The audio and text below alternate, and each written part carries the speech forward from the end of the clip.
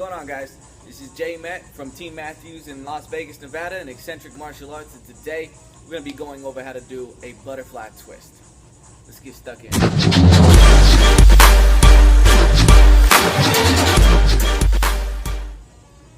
So first things first, go over a couple prereqs.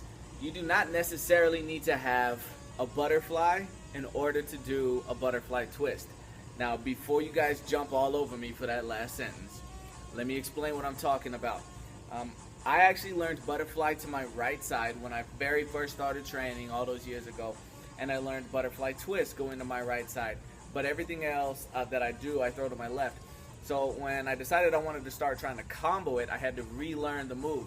So I relearned butterfly twist without ever learning butterfly.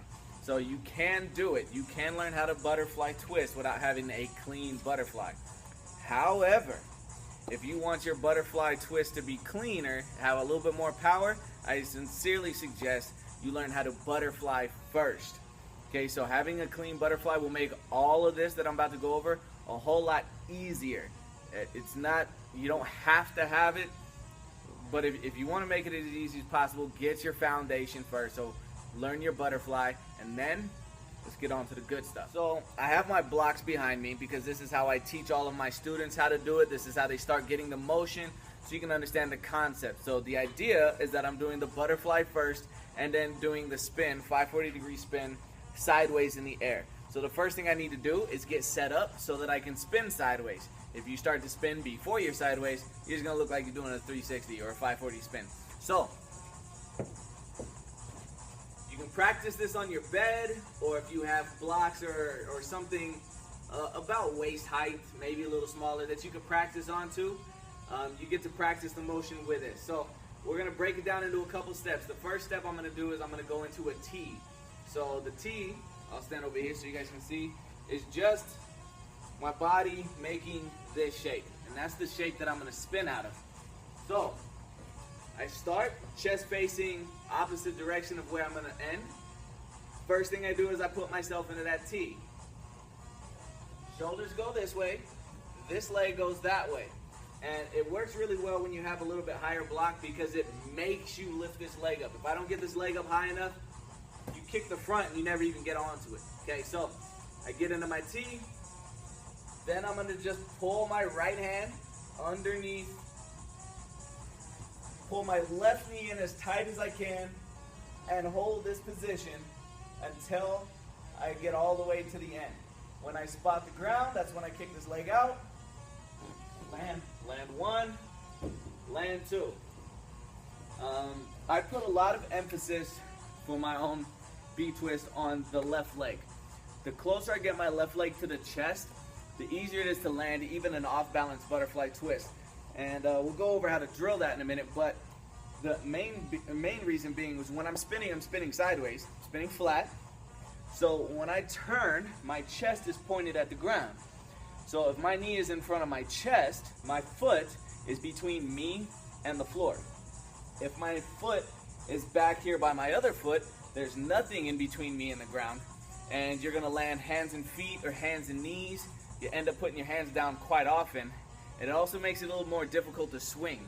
So if I can get this leg up in front of me, way up into my chest, it makes it a lot easier to land in this position where my left leg is down, my right leg is back, which is still important for you guys that want to swing your butterfly twist. This is going to help you as well. Okay, so once you have that motion down, if you've done it slow, you're going to want to start to just keep doing the motion and just go faster. So I'm still going to use the blocks a couple times, and I want to try to jump before I get onto the block. So I don't want to roll onto it now. I'm going to jump over it and then try to twist onto my left hip. So it starts like this. Right leg up, twist onto your left hip. Do it one more time. And for this one, I'm going to focus a little bit more on the technique. I want to get to my T first, and then I want to keep my left knee tight, and it's going to make me rotate just a little bit faster. So left leg up, into my chest, like this, and it makes me rotate a little faster at the end, keeps my leg in front of me. Now, we're going to go over a couple different concepts and drills that you can do to help your left leg power you through that'll help you get the concept of how to spin. So this drill I like to do with my students. Now you can do this without a bag. I've got a bag here just so you can see it a little easier on camera, because I don't know if you guys can see the lines on my floor. When I use the lines on my floor, this is just to get the concept of what I'm doing. So there's a line right here on my mat, and the first thing I do is I turn and I make sure that my right foot gets over that line, and then I just pull my left knee up and over and land on the other side of that line. And we practice this a couple times. This is just getting used to what my left leg does. You can start working your shoulders here as well. So just doing it a little faster, turn, right foot on the line, throw your shoulders knee up, and pull your left leg to the other side of the line. However, for the ones that are getting a little bit closer to it, I like to use the bag because it makes me jump. So this is still heavy focusing on my left leg. My left leg's got to be my power.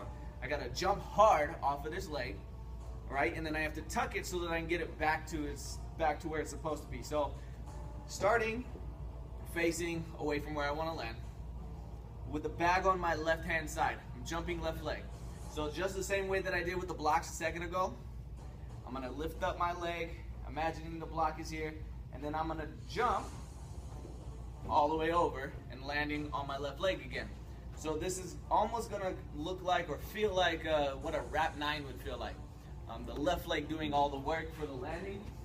So the first couple times I have my students do this, I have them do it standing up, straight up, no dip, no nothing flat. So it kind of looks like this. And normally they don't turn all the way around like that. So if I land facing this way, it's fine because I'm really just focusing on getting my takeoff, getting my jump, enough power. So if you land like that a couple times, it's all right. Just focusing on getting that left leg. Now, as you get better with it, you can start doing it from this position. So my chest points away, and then I'm gonna pull myself into this position, so where my leg comes up just a little bit higher. What this is gonna look like is like a diagonal B twist motion. So this literally is the B twist without the butterfly. So it's the spin. So I'm gonna pull my leg to here. I'm gonna pull my left knee up and push hard off of it, but then I'm gonna add my shoulders and just feel like I'm punching across. So over the top of the bag, just pushing hard off my right, or off my left leg, sorry. Starting with my chest pointing this direction.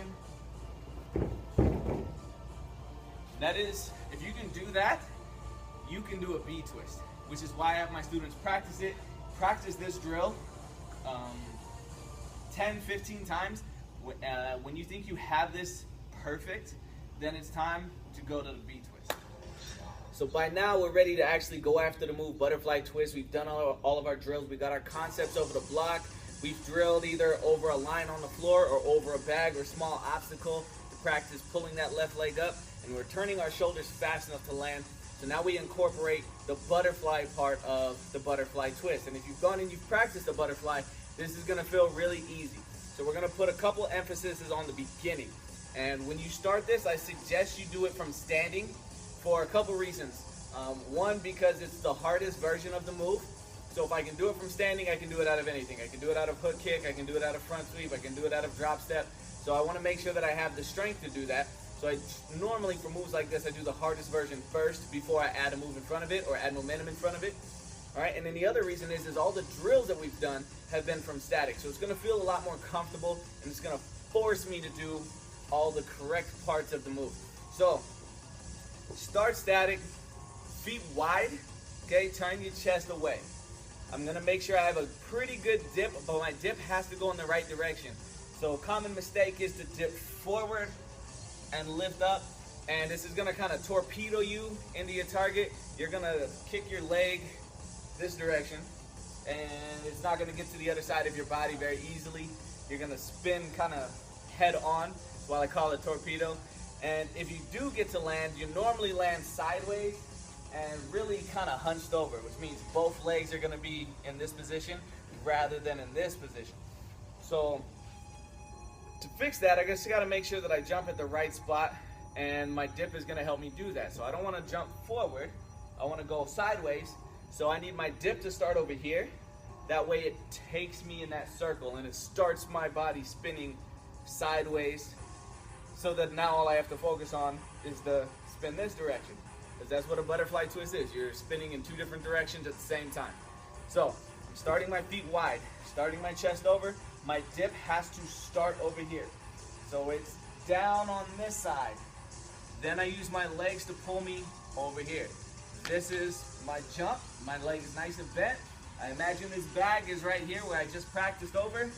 I'm gonna lift this leg as high as I can, and the harder you kick this leg, the more power you have in the butterfly twist, and the more power you have at the end. Because really, there's a big difference between lifting and kicking. This is me lifting my leg up. This is me kicking my leg up. So I want to kick that leg up as hard as I can and give myself as much power at the base. This is going to be happening as this happens. So practice this a couple times, starting from chest to the side, dip, head and leg. Practice picking head and leg up at the same time. I want that leg to be lifting as my head comes back up, and my head's coming up on this side of my body. Then the only thing you have to do is do the twist that you just did over the bag. Don't bail. Don't be afraid of it. Be very aggressive. Go after it 100%. So dip, big kick, and then all the other drills that you've done so far. Turn your shoulders, pull your knee into your chest from static. Start chest here.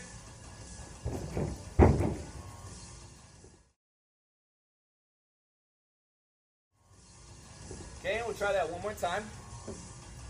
Notice that when I land, I'm landing facing the opposite direction. So that's the direction I want to land. I want to land facing like this. I don't want to land like this. It's going to make it very difficult for me to swing. And if you're watching this video trying to get a cleaner V-twist so you can swing, watch what I do after I land. First things first, this knee comes up super high to my chest when I'm focusing on swinging. That way that this leg lands a little bit further behind me. Because the further this leg gets, the more power I have when I lift it up. So if you want to eventually swing it, then you already have a V-twist, but you're trying to build up. You want to drill just lifting that leg up every time. Try to make it a habit. So still from standing, big dip, hard kick, knee up tight, and then when I finish, I'm going to add just one more little piece to it. It's the just lifting that leg up and getting used to that position. As far as my head goes, I look at the ground, I spot where I'm going. So I kind of have a spot that I see that I kind of want to see again. The spin goes really fast, so I shouldn't really see anything other than that one spot. Find yourself a spot, and I feel my head away from the ground. If you feel your head driving down, another very common mistake, first it means you didn't dip correctly. So if you feel your head is this close to the ground a lot, it means you didn't throw your dip in the right spot. That normally happens when I throw my dip over here and not over here. Okay? Or even, you can get away with it if you throw your head over here, but if you throw your head straight forward, you're gonna dive down. So if you're having problems throwing your head down, you wanna focus on where you start your dip. That way you can come up, feel this space between you and the ground, and then spot it. The sooner I see that ground, the sooner I can put my leg down. So spot it again. Make sure you're pulling those arms. Your shoulders are gonna work your spin. So punch it. But one more time, let's throw it out of hook kick this time. Just for fun, we'll add something to it. I'm gonna go this direction, just so you guys have a different angle of me. And you're gonna notice when I throw this out of hook kick, I don't actually finish the hook. So I have good tight chamber, like I normally do. But when I finish, I kind of straighten that leg out because I'm replacing a drop step with my hook kick. And I want to try to get to this base. And I want to feel like my shoulders, my face this way, stay on this side of my body. So kind of like this. My hips are on that side and my chest is over this leg when I land so that I can transfer my weight. So out of hook kick, same idea, just kick that leg up high. By the way, I do suggest that if you're gonna throw kicks, that your kicks are clean and powerful. Otherwise, if you throw this one and then V-twist, it still looks like garbage. So clean kick.